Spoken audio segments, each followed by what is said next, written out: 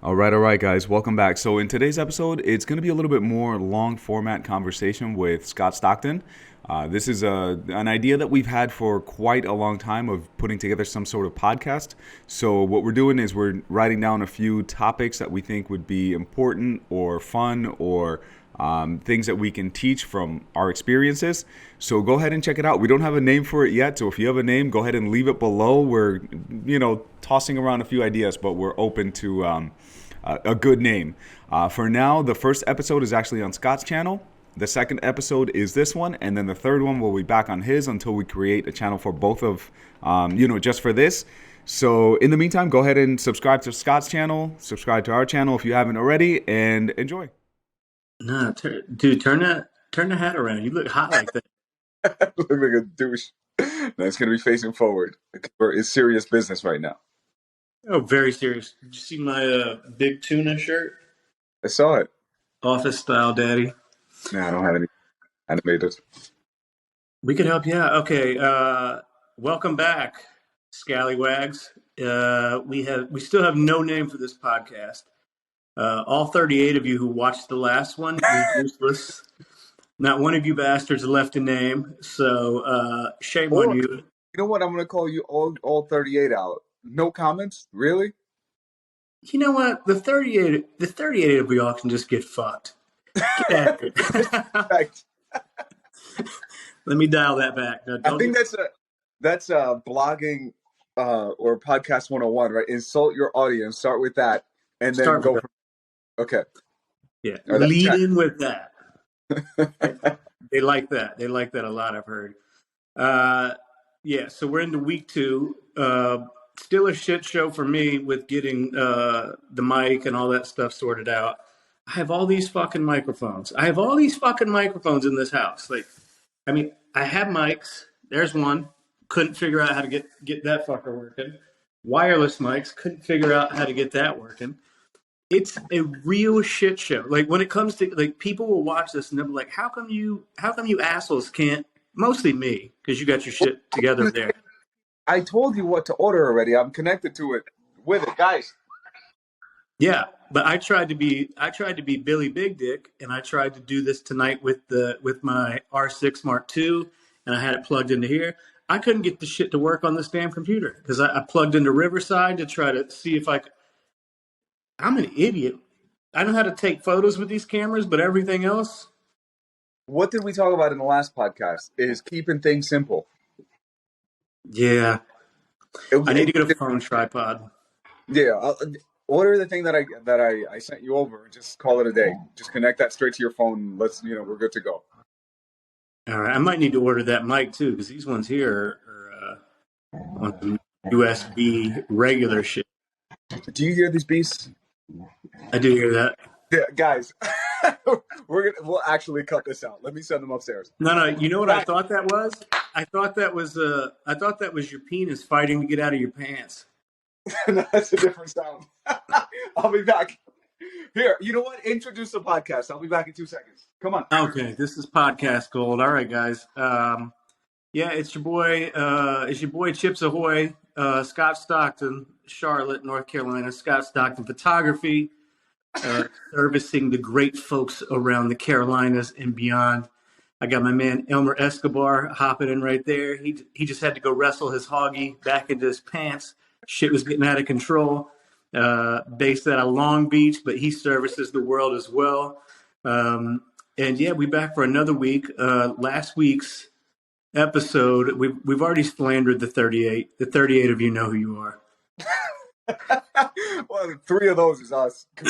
One of us watched it twice. Yeah. So it's really 34 of you, and not even one of you assholes could even hit the thumbs up button. You couldn't even just tickle the algorithm for daddy. Just tickle it. We didn't even do it. I did. Yeah, I'm calling myself out. Yeah. Man, what a shit show. And then, your boy's still struggling, but it's a new week.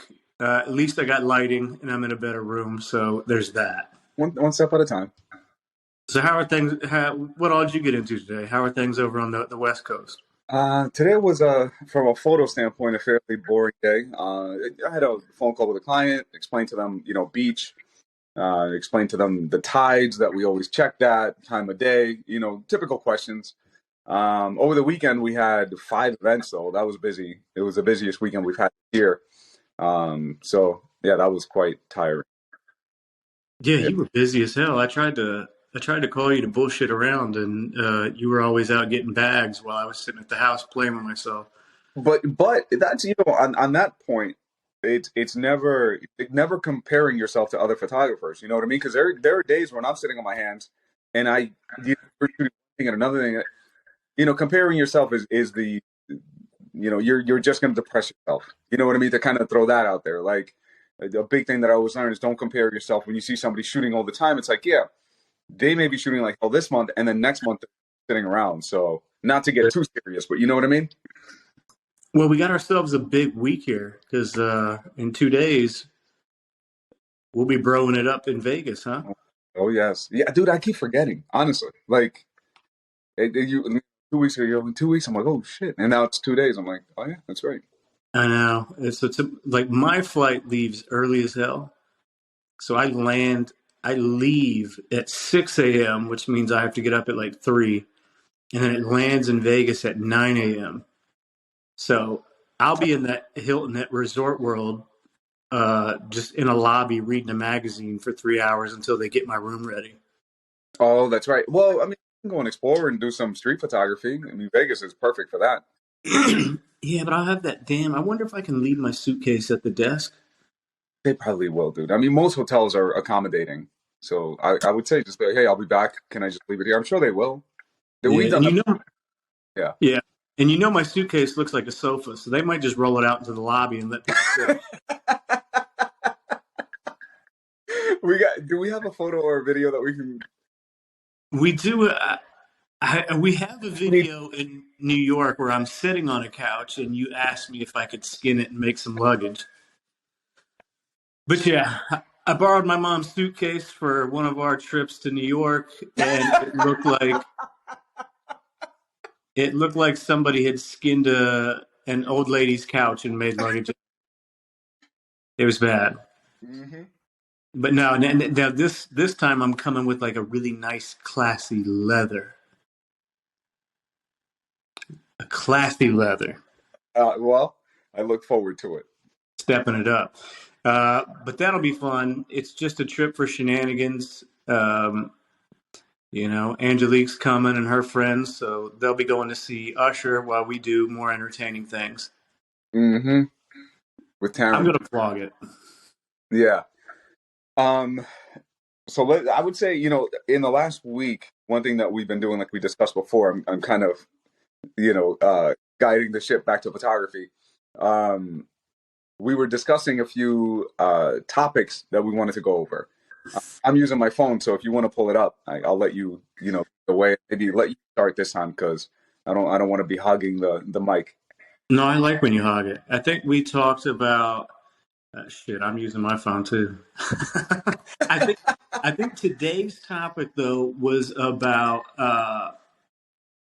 getting into off-camera flash and how it changed our work. Yeah. And I guess I'll lead out because like we said a little bit last time just how daunting flash can be, like for a newbie. Mm-hmm. But there was too many times I remember early in my wedding career where like natural light is just not getting it done, or like I think the natural light photographer goes to bed before a wedding and says, "Please be overcast tomorrow. I need you to be overcast because if it's harsh light, then that limits where I can shoot. Now I got to go find some like shade for them, or it usually has to be constant shade, like something where the background's in shade, so you're not getting some crazy dappled light. And I didn't like the way that felt going into a paid gig and really just kind of being limited a bit because I was too stubborn to just sit down and learn this off-camera flash.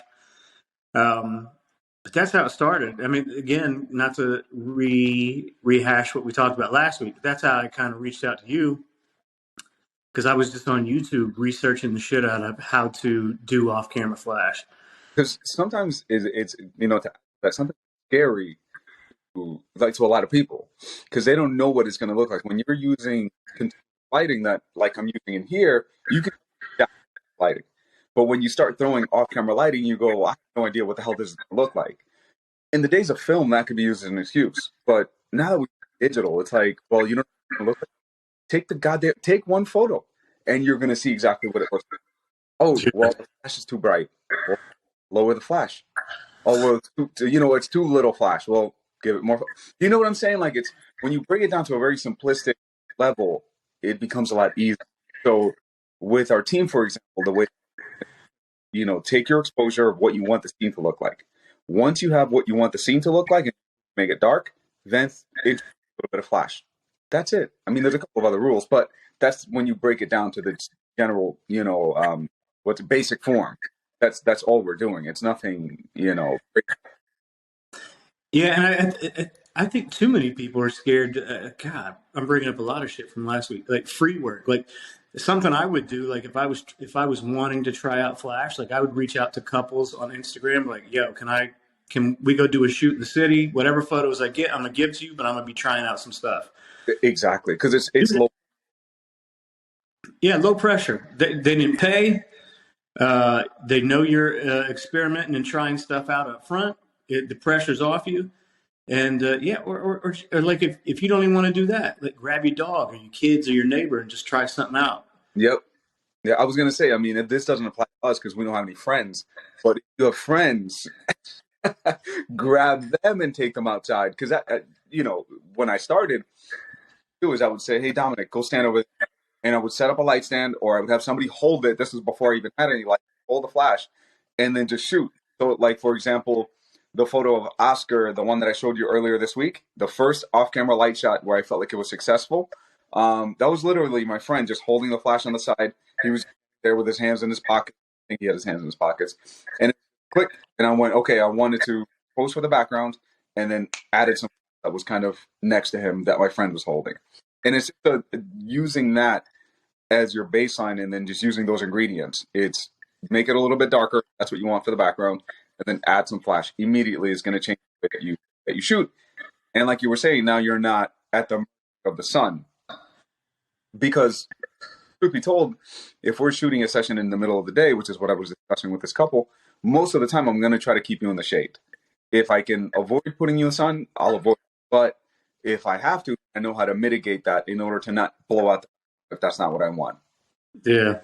Yeah, middle of the day sucks, man. Because then, like, even then, like, flash is hard to rescue you when the sun is straight above. That's a bitch. So I would utilize a shade as well. Mm-hmm. But you were saying that like now people don't even have an excuse to not be getting into off-camera flash because you were talking to me about how it was when you started, and you were talking about pocket wizards. Tell us a little bit about that because I got into it when we had nice triggers and things were set up. For the young kids or people who came in a little bit later, back in the day, we used to use pocket wizards, which were just transmitters. Literally just you put one on top of your camera, you attach the other one with a wire, which there's another thing that can go wrong. So you would attach the other one with a wire to your flash, and then that would just trigger it. All it would do is flash. You wouldn't be able to control the flash power. You wouldn't be able to change anything, literally just to trigger. And if it's humid out, those wires are going to act up because they used to act up all the time. So it's like you'd hit it. And I was assisting, I remember. It's not going off, Chris. Well, pull the wire. Play around with it. Try to get it to work. And it's like each pocket wizard, if I remember correctly, was $150. So we're talking about $150 here, $150 flash. Already you're at $300, and all it's doing is just to fire the flash. Then you got to buy a flash unit. Back in the day, Young Nuvo, Godox, old Newer, all these companies didn't exist.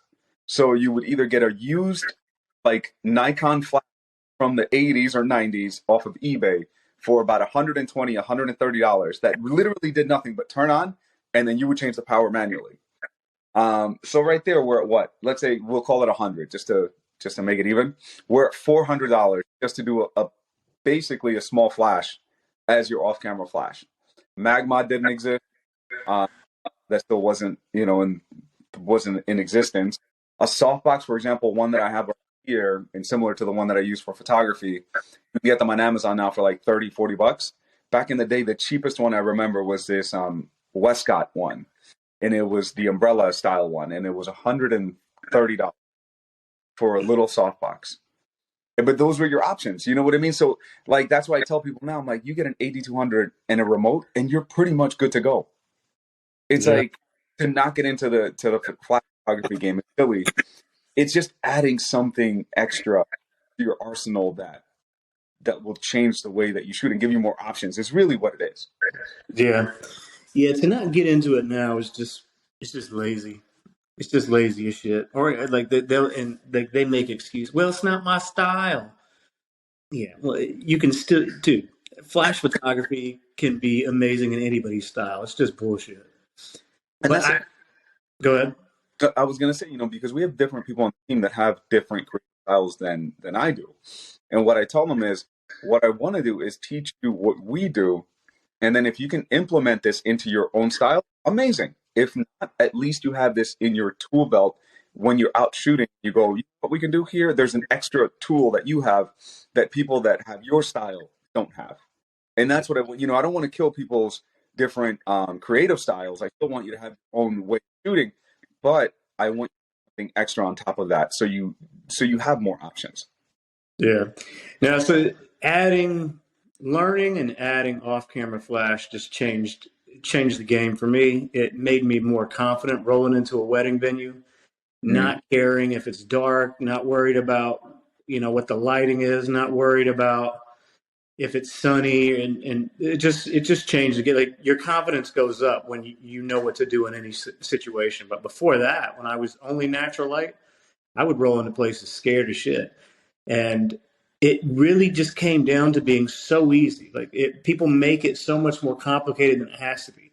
Look in the camera, expose for the ambient light, how you want the background to look, turn flash on. Like you said, do a test shot with and fuck up a lot. Fuck up. That's part of learning. You know what I'm saying? Like a lot of people are afraid to try it. Well, I'm not going to get it right. Of course you're not going to get it right. We don't get it right sometimes off the first shot that we're testing. That's how it starts. And then you build your confidence and you get it better the more that you do it. Yeah, no, I like that. I think that's good advice. I mean, that's good life advice. You're gonna fuck up a lot of things, but don't be scared to at least try. Like, get out there and fuck it up, mix it up. That's the Yeah, only way you're gonna learn.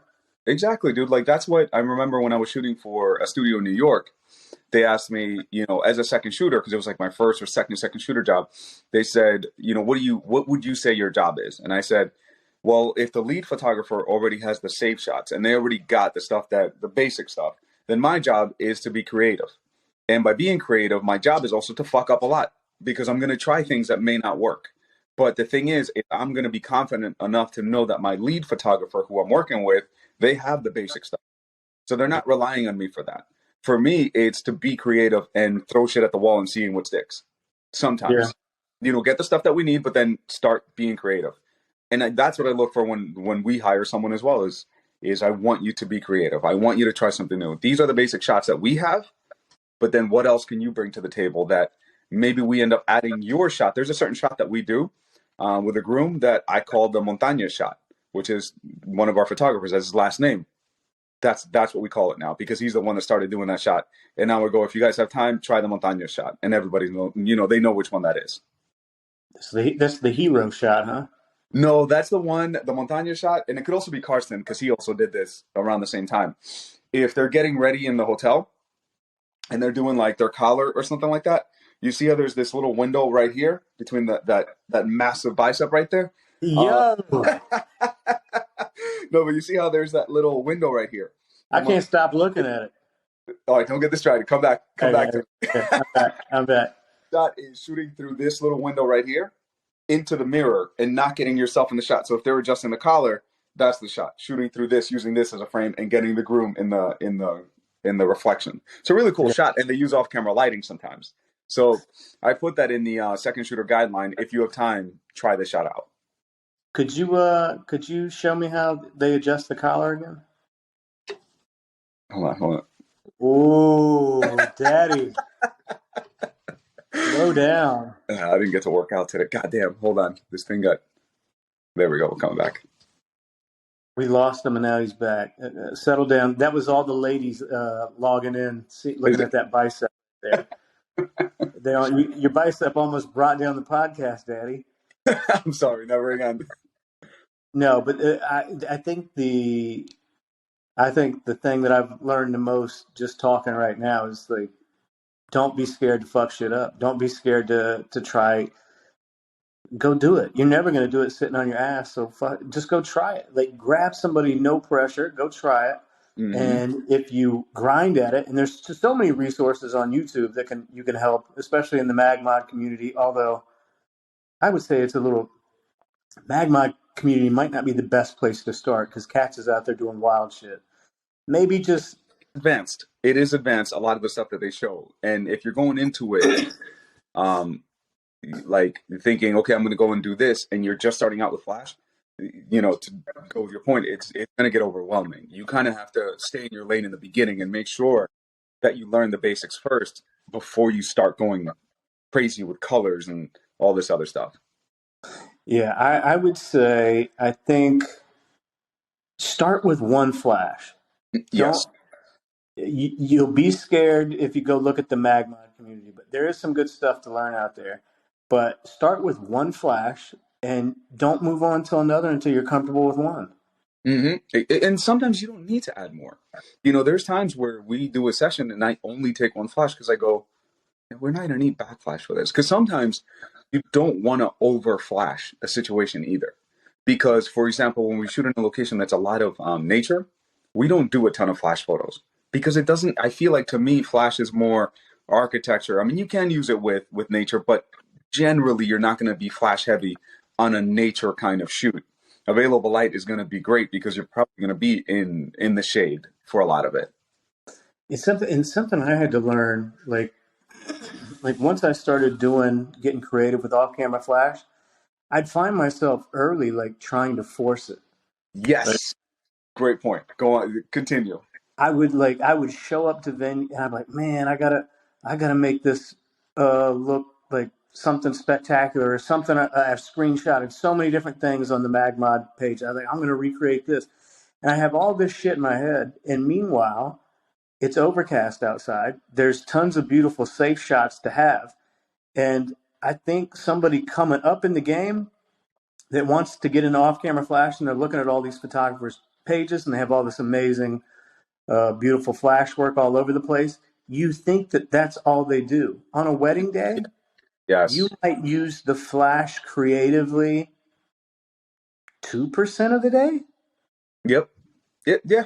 Absolutely. So, because we're using like perception, but like for those creative shots, it's not going to be a ton. Like there was a wedding over the weekend where I only used an off-camera flash, like for creative shots, maybe 10 different frames, like 10 different, like, shots that we did use with flash. yeah. Time for it because it didn't call for it, because the environment didn't call for it. So I go, exactly what you're saying. Why force it? There were 2 or 3 situations where I saw, okay, the sunset looks ridiculous. We have to do a shot. So we did one with flash then. One at the church because, like a creative wide with a flash. Then at the church, flash a normal one. But it's like just a few throughout the day, just sprinkling them to give them the flavor that they've seen from us. But again, not trying to make it fit if it doesn't fit, if you don't need it. Yeah. Yes. I don't, man. There were so many situations where I was sitting there trying to force shit. And it's just like, you don't have to take on the wedding day is stressful enough. Take the easy shots when you have them, especially like getting ready. If there's great light, because there's windows all around the bride's getting ready room, and you turn the lights out and you can get some nice soft lit portraits and things like that. Take that. Don't get wild. You don't have to like be Indiana Jones and setting up 4 lights outside to do like, it's stressful enough. Just keep shit moving. Save that for, the bangers during bride and groom, and like, just don't force it. Like, that was something I had to learn. Now, here's the tip. If you do have a lot of time, because sometimes, you do get there. It doesn't happen that much for us anymore because we kind of help them with the timeline a little bit more than we used to in the beginning. If you do have time, though, getting ready and you want to try out something creative, a tip would be announce it to the makeup artist, announce it to the hairstylist. Hey, and to the bride, we're going to be using flash. Let us know if it bothers you. Let us know if it's too bright, and we'll work around it. Because there was one time I remember Andrew, used pretty high flash because he was shooting outside, and I could see that the makeup artist got a little annoyed. So ever since then, every time we see something, I always like approach the team the following like Monday, and I go, "Hey guys, these are notes from this weekend. Moving forward, if you're going to use a flash, make sure you let them know, hey, we're going to be using a flash. Let us know if it bothers you. If it does, let us know. We'll work with you." Because you don't want to be that dickhead, photographer who's just it's about them. No. Fuck everything you just said. I do want to be that dickhead. I would tell the makeup lady if she looked irritated to eat ass and be quiet. No, shout out to all my makeup artists that I've worked with before. I know y'all wouldn't pull some bullshit like that. But So we if have you did, this here. if you did do that, makeup artists out there, you can eat a fat one. You're very diplomatic, very professional. No, there's no way I could have that. See, you guys, this is difference in two styles. You're very professional. I'd be like, you shitting me? Fuck this lady. We're gonna. I would tell my guy, you know what? Turn the power up, double it. Blast her out of this room. Fuck her. Dude, you know what it is, man? Like, I just want peace in my life.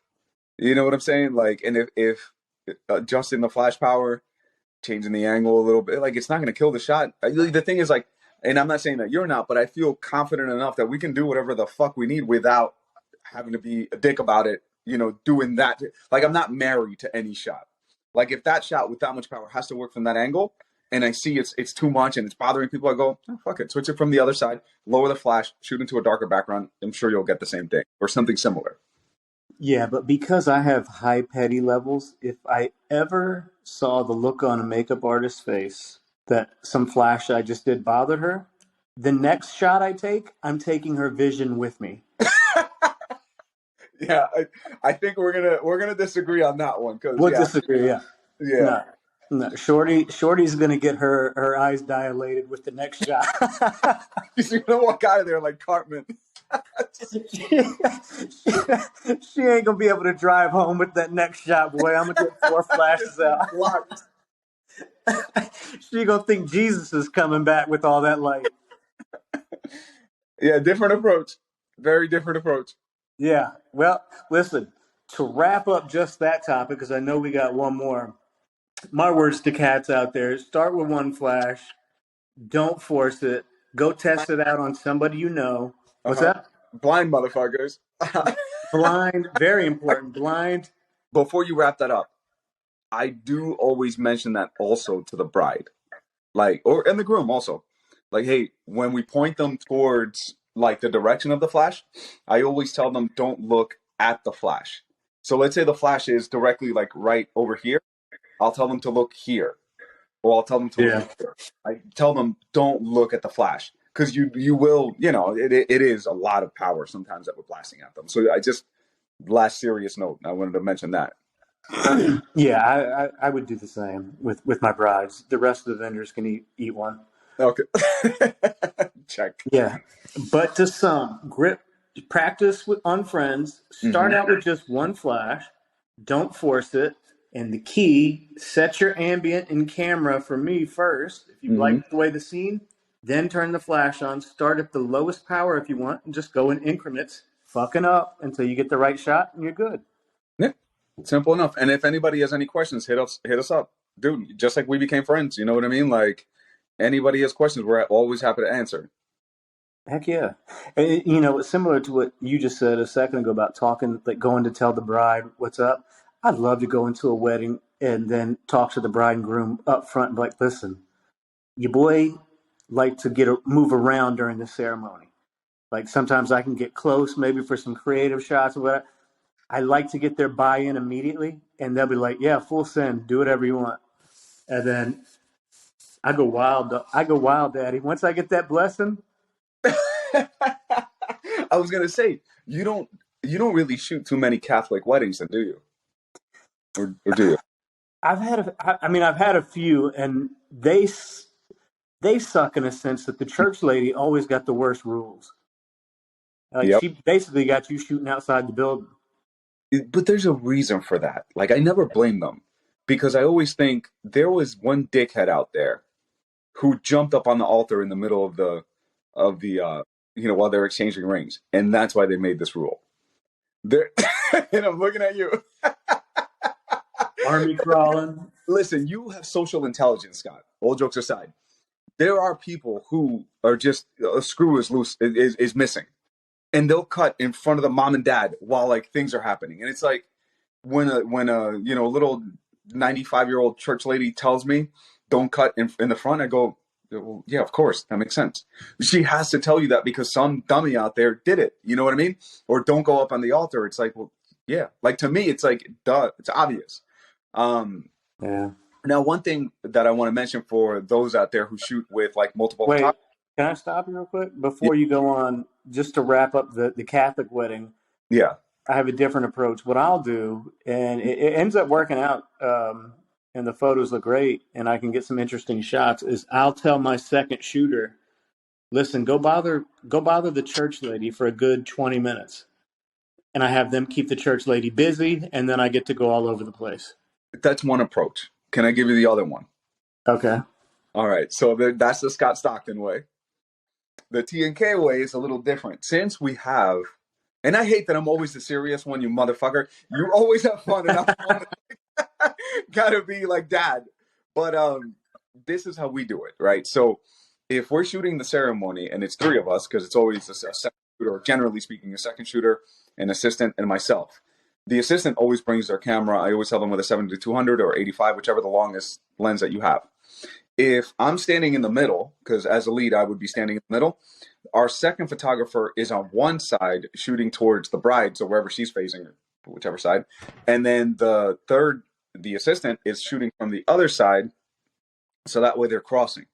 Therefore, we never have to move. So I stay in the middle, this one stays on this side, this one stays on this side. They cover what's going on in the front, and then I tell them the 2 or 3 pews in the front. If there's older relatives, focus on them. We can never get enough photos of older relatives, like grandparents and stuff like that. So just shoot like hell, on those relatives, shoot parents, and then just stay there. And that way we don't have to move the entire time. Yeah, I like that. Easier approach. We've been doing it for the last like 3 years, and dude, it's so much like less stress. So before I cut you off, you were about to say one more thing though about something else.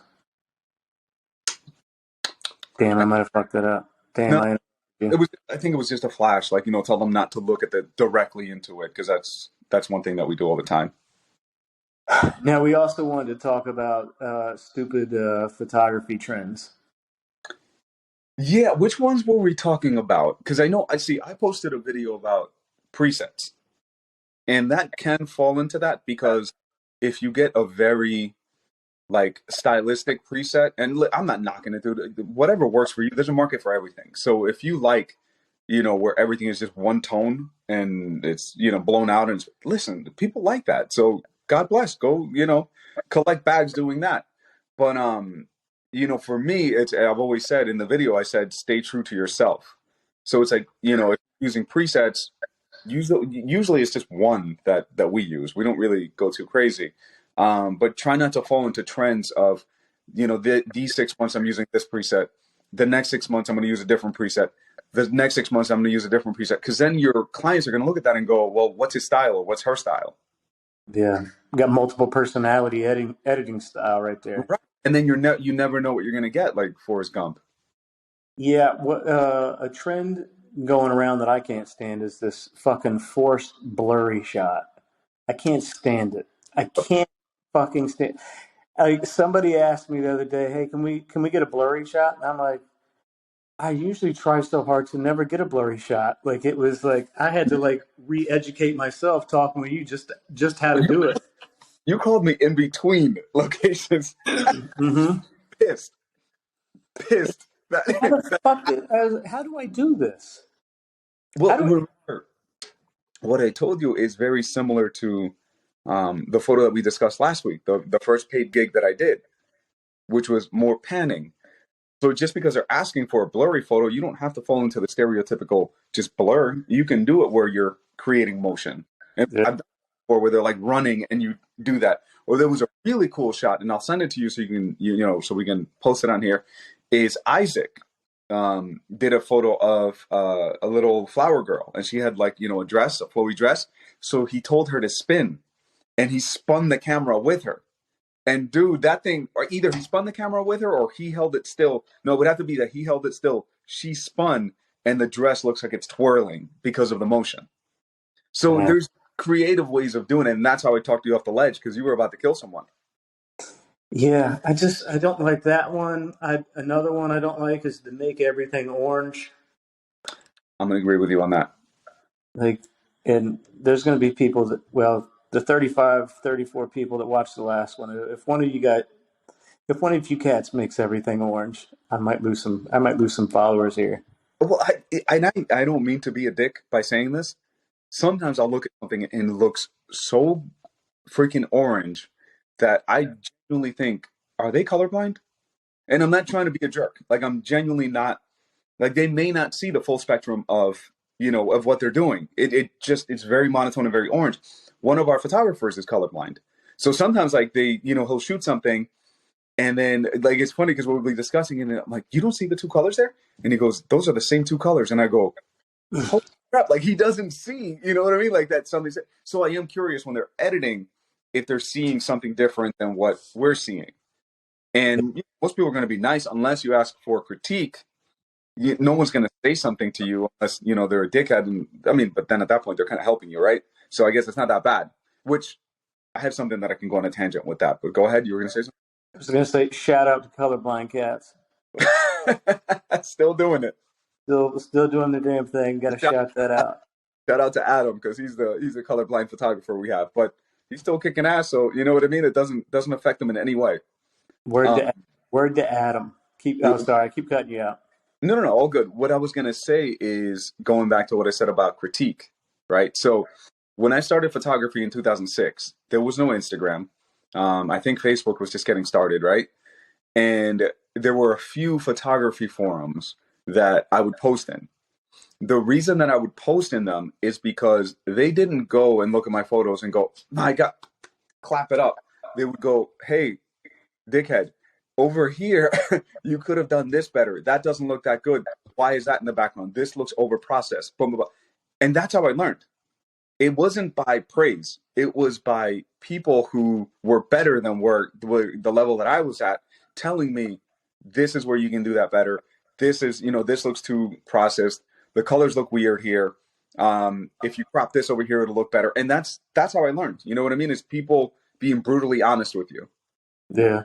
Do you see the name that I put down for me? Ball so hard. Ball so hard, Daddy. I like the way you read that. Not that my balls are so hard, but I ball so hard. No, you got to make sure people get it right. That's right. Now so we're heading to Vegas. I'm going to vlog it just in case we get into some shenanigans. It could be fun. But we are going to try to do a podcast out there. You know what? I'm gonna throw this out there. Leave a comment and let us know any technique or anything like that you want to see us try, because we can film some behind the scenes, kind of talking about it. You know what I mean? I'll probably bring like one flash. You know what I mean? Just to play around with. Because my idea was just doing street photography, but if anybody wants to see anything, let us know. I mean, we'll have some of our gear with us anyway. Heck yeah! No, that'll be fun. Well, you're packing a full duffel bag of equipment, you said. Yeah, I'm not bringing any off-camera flash, but I will bring one camera and probably all the lenses. And I'll probably just bring one lens, one camera, and one flash. Like that's plenty. Now, are there any? But going back to the topic that we were talking, what other trends? Because you seem to have a little bit more like your ear to the ground as to what's going on. I mean, outside of the blurry and the orange stuff, which I don't care so much about. I mean, what you talked about makes a lot of sense because, I mean, I used to get caught up early when I first got in spending shitloads of money on presets. Mm-hmm. Because, like, they'll show you, like, the before and after, and you just go, oh, just one click, and I'm Gucci. But We've all been. Yeah, their raw file is going to be very different than your raw file, so it's not. It's never going to be a like for like before and after. Yeah. God, what other trends are winding me up? I guess you know what the thing with me is they don't really wind me up too much because I go, well, if I don't want to do them, I just won't do them. But for example, with the blurry that you were talking about, um, I always try to think of how we can do something creative with that. Like I'm open to it. You know what I'm saying? It's just that it has to be true to something that I would do or something that we would do. Um, but at the same time, sometimes it really comes down to customer service appeasing your client. You want a blurry photo? I mean, that's completely the opposite of what we're supposed to be doing, but okay, you know what I mean? And the thing with that is like you don't have to post it on your social media or on your website or on your any of that. So you can shoot it. Now your couple's happy. You're happy because you completed your job and everything's fine. You know what I'm saying? Like it takes 30 seconds to appease someone and then keep it moving. Yeah, that's true. That's true. Did you? Hmm? No, Go you ahead. got. Okay, so I was gonna say another thing that you mentioned earlier is when you would take photos from like the Magmod community or something like that that you wanted to try out. That's one thing that I always tell people when they're starting out is don't think that you carrying a photo of, hey guys, I want to try this out is going to make your couple look at you and go, well, I guess he doesn't have any idea. No, they're going to be like, oh, cool. And they're going to want to feel like they want to be part of this, of helping you get the shot that you want. You know what I mean? So it's like, take the ego out of it and just take some ideas that you want to do. Now, here's a little side tip with that is don't show them something that's 30 levels ahead of you because now their expectations of what you're going to do is going to be up here and you go, shit, I'm still learning. So curtail expectations also goes along with that. Yeah, no, that's funny. We need to. Yeah, so people, we need y'all to leave some names for us because we're struggling. Oh, for the podcast. Yeah. Yeah, because like if we're gonna film one in person in Vegas, so that'll be the third. Like we can't get a podcast on Spotify or iTunes until we get a name locked down. So if y'all think of anything, hit us with it. Yeah. And we'll put it on a piece of paper and put it in the background in Vegas. Here we go. Do you have anything else for the people, Daddy? I think that's it for today. Just like I always say, we don't want to, keep going until people want us to shut up. I'd rather just want people to want us to post more of these. So I think for now, this is good. We have some topics that we've been writing down. So probably in a couple of days, we'll record another one, right? Yeah, no, for sure. We gotta get that name. We gotta get that name. People, help us out. I'm going to let you do the outro. Go on, clear that throat. Okay, that was another beautiful, masterfully made podcast by the two of us. So remember, leave the comments, and we'll be in Vegas. We'll do something for y'all there. We'll see you soon, and we love you. Bye. Bye.